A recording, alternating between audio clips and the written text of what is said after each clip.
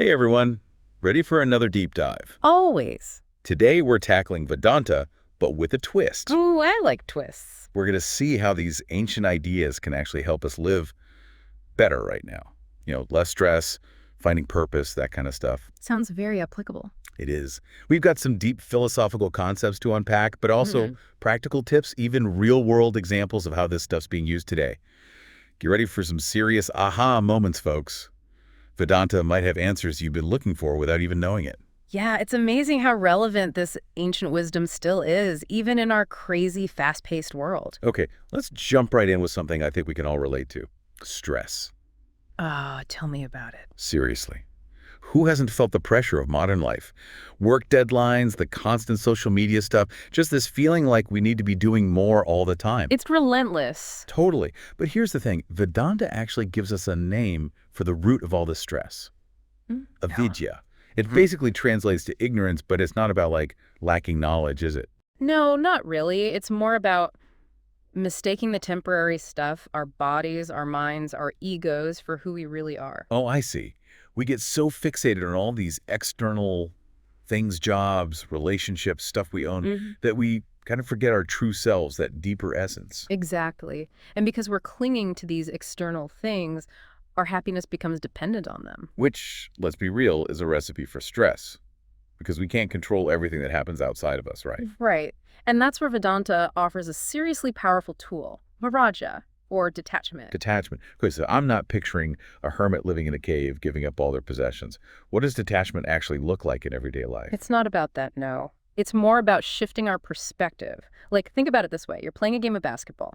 You can practice your skills, play strategically, give it your all, but can you guarantee a win? Not really. There are so many factors outside of my control. Exactly. So, Viraja is about focusing on what you can control your actions, your effort, without being completely fixated on the outcome. Oh, that makes a lot of sense. You're not obsessing about winning or losing. You're just focused on playing the best game you can. Right. And there's a quote from the Bhagavad Gita that captures this perfectly. You have the right to work, but not to the fruits thereof. That's beautiful. Mm. It's about acting without needing a certain result. Yeah. And honestly, that sounds really freeing. It is. It takes the pressure off. This reminds me a lot of mindfulness, actually. Being present in the moment rather than constantly worrying about what might happen next. There's definitely a strong connection there, and Vedanta has a whole set of tools for calming the mind, with meditation or dhyana as a core practice. Okay, so for someone who's never meditated before, where do they even begin? Is it about emptying your mind completely? People think that, but it's a bit of a misconception. It's more about learning to just observe your thoughts without getting swept away by them. Imagine your thoughts are like clouds passing by. I like that. You see them, acknowledge them, but you don't have to hop on each one and take a ride. So with Viraja and meditation, we can actually kind of transform stress into something that helps us grow. It's possible, yes. That's a powerful idea. But how can someone listening actually apply this in their daily life? What would be a first step? Well, start small. Don't try to change everything overnight. Pick one area where you feel really stressed. Could be work, relationships, even your commute. And before you jump into that situation, just take a few moments to focus on your breath. Just notice those inhales and exhales. It creates a little space between you and your racing thoughts. So even a couple minutes of just breathing mindfully can help. It can make a difference, yes. Okay, that feels doable. And what about Vairagya, that detachment? How can we actually practice that day to day? One way is to switch your focus from outcomes to intentions.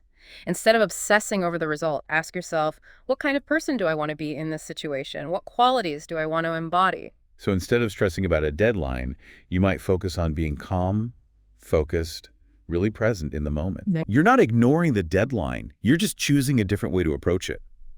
This is really starting to click for me. But, we often talk about stress in relation to our work or our to-do lists. But what about the stress that comes from trying to find our purpose? Ah, yes, that's a big one. And Vedanta has a lot to say about that too. It does. It seems like we're often conditioned to think of purpose as being tied to those external things we were talking about earlier. Yeah. Job titles, achievements, that perfect Instagram life. Right. And Vedanta kind of turns that whole idea on its head. It does. It says that true purpose actually comes from within, from realizing our Atman, our true self. And this is where we find deep, lasting fulfillment that's not dependent on external stuff. Exactly. There's a line from one of the sources that really stuck with me. While external goals can provide temporary satisfaction, they cannot fulfill the deeper longing for completeness and meaning. But how do we even begin to connect with this Atman? It sounds kind of abstract and maybe even a little mystical. It doesn't have to be as complicated as it sounds. Imagine your life as a symphony. Ooh, I like this. Those external achievements, those are like individual notes. But dharma, which is often translated as right, living, or purpose, that's the underlying melody that gives the whole piece meaning. So those individual notes are important, but they only really make sense within the context of the bigger picture, right? Right. Dharma gives our lives that sense of direction, of coherence. But how do we find our unique melody? How do we figure out what our dharma really is? That's a question we'll definitely explore in the next part of our deep dive. Okay, good, because I have lots more questions. But for now, I'll give you a hint. It often starts with paying attention to what brings you joy, what makes you feel truly alive. So it's not necessarily about a specific job title or some level of success. It's more about aligning our actions with our deepest values and passions, right? Exactly. It's about finding that sweet spot where your talents and interests meet the needs of the world. Love that. But before we move on, what's one thing you'd recommend our listeners consider as they're reflecting on this whole idea of dharma? I'd say think about one small action you can take today that feels aligned with your values, your passions, your unique talents. It doesn't have to be huge. It could be spending 15 minutes doing something you love, reaching out to someone who inspires you, even just taking a few minutes to reflect on what brings you joy. That's a great starting point. It reminds us that finding purpose doesn't have to be this massive overhaul of our lives. Right. It often begins with those small, intentional steps. Exactly. It's about bringing more awareness and intention to our everyday lives. And speaking of intention, in our next Vedanta deep dive, we're going to be talking about ethical living. How can we take these big philosophical concepts and turn them into concrete actions that actually make a difference in the world? That's what we'll be exploring, and it gets pretty interesting when we consider what the Upanishads say about our interconnectedness. Right. Those famous quotes, Sarvam Kalvidam Brahma, all this is Brahman, and Tatvamasi, thou art that. They suggest this really radical idea of oneness. They were all manifestations of the same divine essence. But how do we translate that into ethical action? Especially when we see so much unethical behavior happening around us. If we're all one, does that mean we just have to accept everything, even when people are acting in harmful ways? That's a really important question and something we'll definitely unpack in more detail next time. I'm glad, because I'm already a little confused. It's understandable. It's a complex issue. But I'll say this, Vedanta doesn't advocate for passively accepting harm. It's not about saying anything goes because we're all connected. Okay, good. Huh? So how do we reconcile this idea of oneness with the very real presence of suffering and injustice? How do we find that balance between compassion and accountability? That's what we'll dive into next time. Okay, you've officially got me hooked. But for now, we've covered a lot of ground in this first part of our Vedanta journey.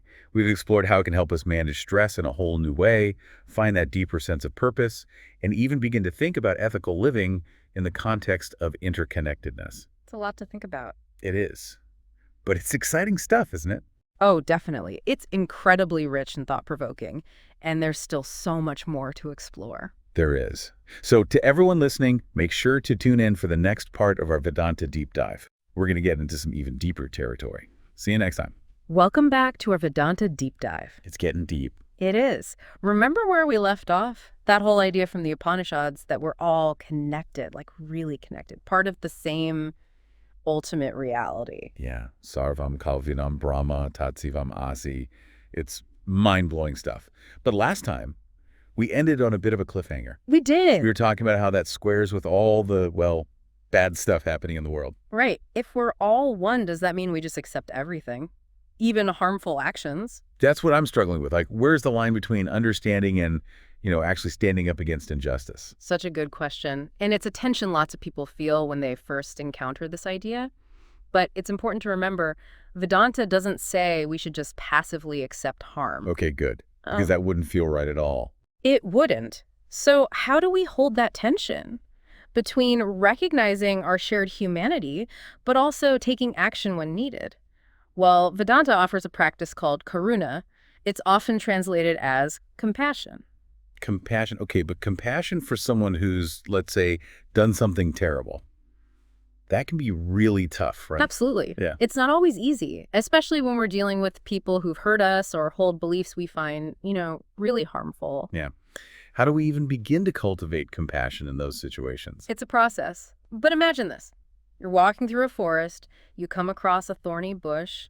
You wouldn't get mad at the bush for having thorns, would you? I guess not. I mean, it's just being a bush. Right. You'd recognize it's in the bush's nature to have thorns, and you'd be careful not to get pricked. So we can acknowledge the harm someone's causing, but without getting tangled up in judgment or anger toward them. Exactly. It's like we can see their actions are coming from somewhere, maybe their own pain, their own ignorance, but that doesn't mean we have to condone what they're doing. This is making me think about avidya again, that ignorance we talked about as the root of stress.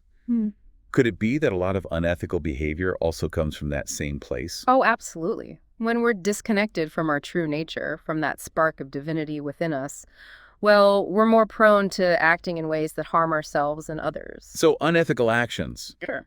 are they like a symptom of suffering themselves? Yeah. A sign someone's not in touch with, like, their best self? That's a really powerful way to look at it. And when we see it that way, it becomes easier to find compassion, even when it's really difficult. It does. But I'm still wondering, what about situations where we need to protect ourselves or others? Does compassion mean we just become doormats? Definitely not. Compassion doesn't mean we have to tolerate abuse or let people walk all over us. It's about finding that balance, like you said, between understanding and action. Right. So how do we do that? Well, let's use another analogy. Say you see a child playing with fire. You wouldn't just stand there, right? You'd do something, even if they got upset or didn't understand why. You'd protect them, even if it wasn't easy. Exactly. Compassion can be a force for change, not just a passive feeling. It allows us to act with strength, but knowing our actions are coming from a place of love, not anger or wanting to punish. This is really resonating with me. So compassion's not weak or naive.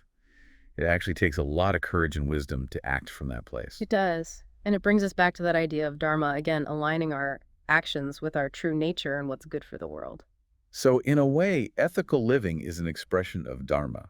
Like it's bringing that purpose and intention into all our relationships, even the way we treat ourselves. Exactly. Our actions have a ripple effect, right? Everything we do, say, think, impacts the world around us. I'm feeling the weight of that suddenly. It's a lot. But when we act from dharma, those ripples are positive ones. They help create a more harmonious, more just world. And when we're acting from that place of ignorance, avidya, those ripples, well, they're not so helpful. No, they tend to perpetuate the suffering, which is why that self-awareness, that conscious choice is so important. Yeah. We have more power than we realize, don't we? Yeah. To shape our reality both individually and collectively. We do. And this brings us to another piece of the puzzle. We've been talking a lot about how we relate to others, but what about our relationship with ourselves? Oh, good point. Because earlier you mentioned that true peace isn't something we find out there in the world, it's something we uncover within. Can you say more about that? Yes, definitely. One of the core teachings of Vedanta is that our true nature, the Atman, is pure consciousness, pure bliss. It's that unchanging, eternal part of us that's always there. So peace and happiness aren't things we have to go searching for. They're already within us. They are, but we often get so caught up in the external world, our thoughts, emotions, desires, that we lose touch with that inner peace. It's like we're looking for our keys everywhere, but they're in our pocket the whole time. Exactly. And Vedanta offers so many practices for quieting the mind, going beyond the ego's limited view, and reconnecting with that true nature. So things like meditation, self-reflection, studying the ancient texts, they're all about removing the obstacles to experiencing the peace that's already there. That's a great way to put it. Like, think about polishing a mirror. Okay. The mirror's perfect as it is, right? But it might be covered in dust. When you polish it, you don't change the mirror itself. You just reveal its true shine. Ooh, I get it. So how do we polish our own mirrors? What are some practical ways to reconnect with that inner peace? Well, one that's both simple and powerful is mindfulness. We talked about that for stress, but it applies here too. It does. Remember, mindfulness is about paying attention to the present moment without judgment, noticing our thoughts, feelings, sensations, but not getting swept away by them. So it's about creating space between us and our experience so we can see it more clearly. Exactly. And when we do that, we start to realize our thoughts and feelings are kind of like waves on the ocean. Waves. They come and go, but the depths of the ocean are undisturbed. Oh, wow. So our true self, the Atman, is like that deep, calm ocean. Even when things are stormy on the surface. You got it. And by connecting with that inner stillness, we can find peace even when life feels chaotic. That's a game changer. Because it means we don't have to wait for everything to be perfect outside of us to feel at peace. We can cultivate it right now. And that inner peace is powerful. It affects everything with our relationships, our work, how we interact with the world. It's like it ripples outwards, creating more harmony wherever we go. It's all starting to come together now. Vedanta is not just a set of beliefs. It's a way of being in the world, aligning our thoughts, actions, everything with our highest understanding. Right. It's recognizing that connection with all beings, acting from that place of love, compassion, wisdom. And it's not about being perfect, right? No, not at all. It's a journey. It's about embracing the ups and downs, showing up each day, willing to learn and grow, to become more and more aligned with our true nature. I love that. It takes the pressure off. It's not about reaching some final destination. Yeah. It's about the journey itself. Exactly. And speaking of journeys, Well, there's more. always more to explore. Next time, we're going to dive into some of the even bigger questions Vedanta grapples with. Life, death, the ultimate nature of reality. Things are about to get really existential. Okay, now you're just teasing me. Yeah. I can't wait. To everyone listening, make sure to join us for the final part of this deep dive. It's going to be a wild ride. All right, welcome back to the deep dive. We've been exploring some pretty profound stuff with Vedanta, haven't we? From practical ways to handle stress, to finding that deep purpose, even ethical living. But now, buckle up. We're about to get existential. Things are going to get meta. They are. Vedanta has some pretty mind-blowing things to say about, well, life, death, and the whole nature of reality. The big questions, right? The biggest. So let's start with this whole life and death thing. Vedanta doesn't quite see it the way, most of us are brought up to think about it. Yeah, in a lot of cultures, death is this huge taboo topic, the ultimate fear. But Vedanta kind of flips the script saying, hold on, what if death isn't the end? Okay, intrigue me. Not the end, but what then? What if it's more like a transition? Instead of disappearing, it's more like, what, changing clothes? Yeah, something like that. Remember the Atman, our true self. Of course. Vedanta says that the Atman isn't confined to our physical body. It's more like, imagine a wave in the ocean. It rises up, crests, then dissolves back into the water. The waveform changes, but the water's still there. Exactly. And that changes everything, doesn't it? If we're not so terrified of death, we can be more present in this life. Appreciating each experience, knowing it's precious because it's fleeting. Right. This life becomes more vibrant, more meaningful when we see it against that backdrop of eternity. That's a powerful way to look at things. But then there's also, reincarnation, that whole idea that the Atman continues its journey through many lifetimes. Right. Each life is like a chapter in a much longer story. And the choices we make now are shaping those future chapters. That's the concept of karma. It's not about punishment and reward, but about actions having consequences. Every action creates a ripple effect that influences our future experiences. So it's not like we're just along for the ride in some pre-written story. We're actually co-creating our reality. Yes, and that's incredibly empowering, wouldn't you say? It is. It means we have the ability to learn from our mistakes, make different choices, create a better future, not just for ourselves, but for everyone. For the whole interconnected web of existence. Okay, I gotta admit, this is a lot to absorb. It is deep stuff, but it definitely offers a different perspective than just thinking this is all we get, then it's over. It does. But okay, now for the really big question, the one I've been kind of dancing around. According to Vedanta, what's the whole point of reality anyway? What's it all about? Here we go. Brace yourself. Vedanta points to this concept called Brahman. Brahman. All right, lay it on me. It's often described as the ultimate reality, the source of everything. So like God with a capital G, sitting on a cloud. Not quite. It's more like the ground of all being, the consciousness that permeates everything, infinite, eternal, way beyond our limited human understanding. Okay, my brain's starting to hurt a little. So if Brahman is everything, everywhere, what does that mean for me right now? This is where it gets really wild. Vedanta says that our true nature, the Atman, is actually one with Brahman. Like, imagine a drop of water suddenly realizing it's part of this vast ocean. Hold on. So I'm not separate from this ultimate reality. I'm part of it. That's the teaching. And it's not just some intellectual idea. This realization can be a profound experience, leading to liberation and a deep connection with everything. It's like that saying, we're all stardust, but taken to a whole other level. Right. It's not that we're made of stardust. We're made of the same stuff as the entire universe. And that changes everything. Whoa. We're not alone in this cosmic dance, are we? We're connected to this infinite source. So how do we tap into that? How do we experience that oneness with Brahman? Not just think about it, but feel it. That's the path Vedanta lays out, a path of self-discovery. It's a lifelong journey involving meditation, self-inquiry, studying the ancient texts. It's about quieting the mind, going beyond the ego's limited view, and directly experiencing that truth for ourselves. Sounds like an incredible adventure. Yeah. But for our listeners tuning in, what's the takeaway from all this? From this deep dive into Vedanta? I think Vedanta invites us to question everything, to really look beneath the surface of things, to explore those deeper mysteries. To realize we're so much more than our bodies, our jobs, our social media profiles. It's about connecting to that source of peace and wisdom within each of us. It's about living with intention, with compassion, knowing we're all part of something much, much bigger. And ultimately recognizing that the journey itself is the destination. It's about that continual unfolding of understanding, that connection to the heart of reality. Well, I think we've reached peak mind-blowing for one episode. We've covered a lot, from practical tips to, well, the very nature of reality. But hopefully this deep dive has sparked something for you. Planted some seeds of curiosity. Exactly. So keep exploring, keep questioning, keep diving deep into the wisdom that speaks to you. And that wraps up our Vedanta deep dive. Thanks for joining us.